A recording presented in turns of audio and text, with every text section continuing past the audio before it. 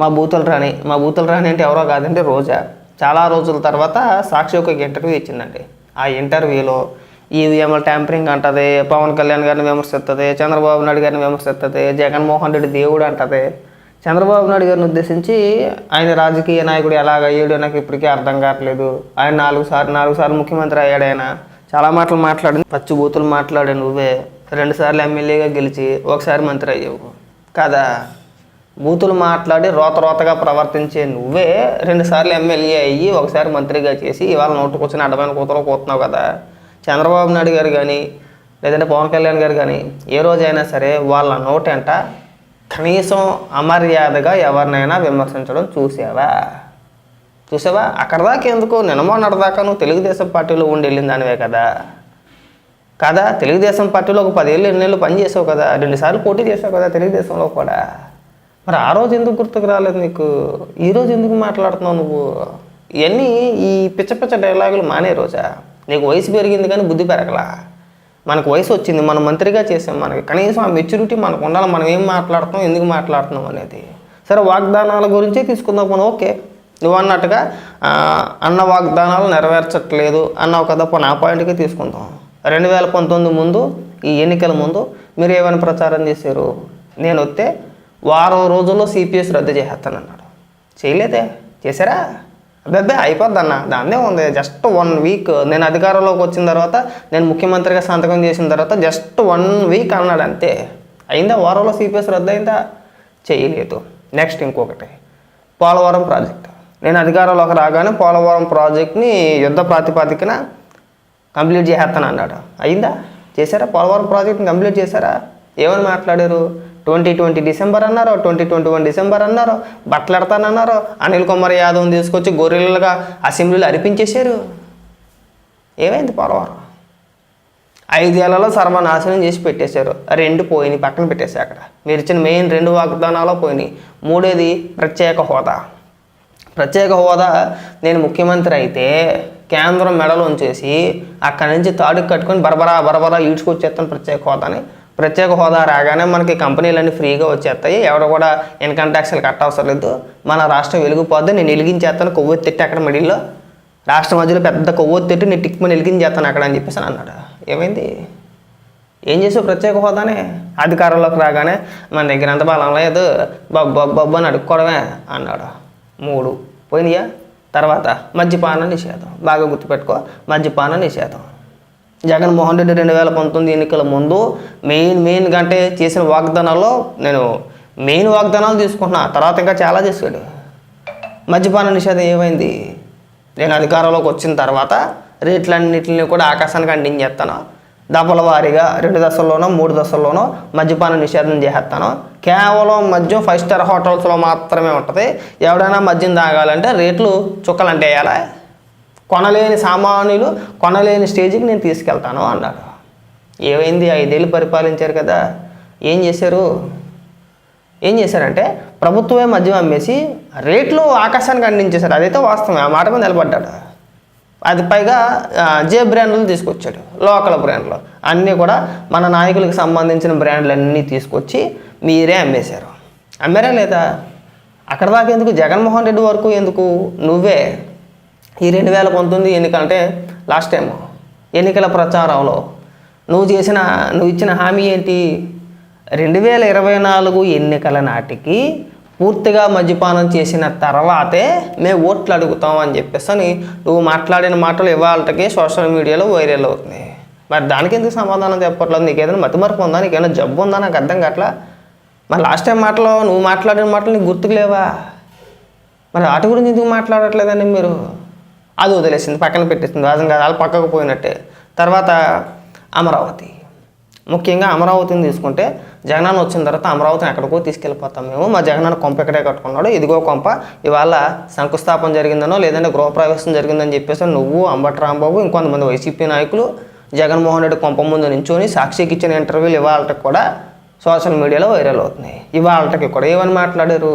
మేము అధికారంలోకి వచ్చిన తర్వాత అమరావతి రాజధాని ఏది ఉండదు, మాకు 3 రాజధానుల్లో లేదంటే అమరావతిని ఇక్కడి నుంచి ఆ రాజధాని ఇక్కడి నుంచి లేకుండా చేసేస్తామని వార్తలు అమ్మమాకండి అన్నారా లేదా? మరి అధికారంలోకి వచ్చిన 3 నెలల తర్వాత అసెంబ్లీ సమావేశాలు ఏం చెప్పుకొచ్చారు మీరు? మనకి సౌత్ ఆఫ్రికా ఆదర్శం. మనకి సౌత్ ఆఫ్రికాలో 3 రాజధానులు ఉన్నాయి, మనకు కూడా 3 రాజధానులు వచ్చేస్తే నేను రాష్ట్రాన్ని ఎక్కడికో తీసుకెళ్ళిపోతాను, ప్రాంతాల వారీగా అభివృద్ధి చేస్తాను అన్నాడు. అన్నారా? ఉన్న రాజధానిని నాశనం చేశారు. ఇక్కడ ఎక్కడక్కడ ఒక తట్ట మట్టి వేయలే, ఎక్కడా కూడా ఒక పిల్లర్ వేయలే, ఒక బిల్డింగ్ కట్టాల. 3 రాజధానులు అని చెప్పేసి ఉన్నత నాశనం చేసింది కాకుండా మీరు ఎక్కడైనా సరే రాజధాని నిమిత్తం కనీసం ఎక్కడైనా ఒక పునాది తీసి కనీసం అందులో ఒక తట్ట కాంక్రీట్ వేసారా? లేదు. 3 రాజధానులు అని చెప్పేసి 3 ఏళ్ళు అప్పాబాయ కౌరులు చెప్పారు. అయిపోయింది. 3 ఏళ్ల తర్వాత హైకోర్టు ఒక తీర్పు ఇస్తే దానికి కౌంటర్గా మీరు ఏమని ఇచ్చారు? లేదు, మేము 3 రాజధానికి వెళ్ళడం లేదు, ఒకటే రాజధాని అమరావతి అని చెప్పేసి మీరు ఆ 3 రాజధానులకు పెట్టిన బిల్లు వెనక్కి తీసుకున్నారా లేదా? తీసుకున్నారు కదా. మరి మీ మాట మీద మీకే ఎగరం లేదు, ఇంక నువ్వేంది మాట్లాడేది? 100 మాటలు మాట్లాడుతూ ఉంటే మీరంతా కూడా ఇక్కడికి వచ్చి రాష్ట్ర భవిష్యత్తు నాశనం చేసింది మీరే కదా. స్టిల్ ఇవాళ కూడా ఏదైనా ఒక పరిశ్రమ వస్తే ఆ పరిశ్రమ రానివ్వరు. ఆ పరిశ్రమ పైన నెగిటివ్గా ప్రచారం చేయాలి. భూములు 99 పైసలకి ఇచ్చేస్తున్నారని, లేదంటే ఎందుకు ఇవ్వాలని చెప్పేసి అని 100 కోట్ల రూపాయలు విలువలు చేసేసేయి, మేము అధికారంలోకి వస్తే మేము తినేద్దాం అనుకున్నాం ఆ భూములన్నింటినీ కూడా అని వాళ్ళకి ప్రచారం చేసేది మీరే కదా. మరి అసలు నీకు సిగ్గు సెరవు లాంటిది ఏదైనా ఉందా రోజు అసలు? పైగా ఇది ఆ వివేకానందరెడ్డి హత్య గురించి కూడా ఇవి చాలా స్టోరీలు చెప్పుకొచ్చింది. ఆ వివేకానందరెడ్డి మర్డర్ జరిగింది చంద్రబాబు నాయుడు గారు హయాంలో, దానికి రాజకీయ రంగు పులి వేశారు. జగన్మోహన్ రెడ్డికి అంటగట్టేస్తున్నారు, తల్లి చెల్లి బాబాయ్ అంటున్నారు. ఇది ఎక్కడ పద్ధతి? ఇదేనా రాజకీయం అని చెప్పేసి మాట్లాడి మీరు అసలు వివేకానందరెడ్డి హత్యని రాజకీయంగా పులిమింది ఎవడో? ఏ అతవా ఎవడో చెప్పనా? ఆడికి ఒక సొంత పేపర్ ఉంది. మళ్ళీ మీ నాయకుడే చంద్రబాబు నాయుడు గారి చేతులు పెద్ద కత్తెట్టి నారాసుర రక్త చరిత్ర అని చెప్పేసి అని ఉదయాన్నే పెద్ద తన పేపర్లో ఒక పెద్ద ఫోటో వేసి చంద్రబాబు నాయుడు గారి చేతిలో కత్తెట్టి వార్తను రాసేసాడు. దాన్ని రాజకీయం చేసిన ఎదవెవడో? వివేకానందరెడ్డి గారి హత్యని రాజకీయంగా తీసుకెళ్ళిన ఎదవెవడో? ఆ ఎదవకు చెప్పు ఫస్ట్ వెళ్ళి. తీసుకెళ్ళాడుగా, రాజకీయం చేశారు కదా. 2019 ఎన్నికల్లో ఈ హత్యని మీరు ఆయుధంగా వాడుకున్నారా లేదా? వాడుకున్నారు. 5 ఏళ్ళు అధికారంలో ఉన్నారు కదా. ఏం చెప్పారు మీరు?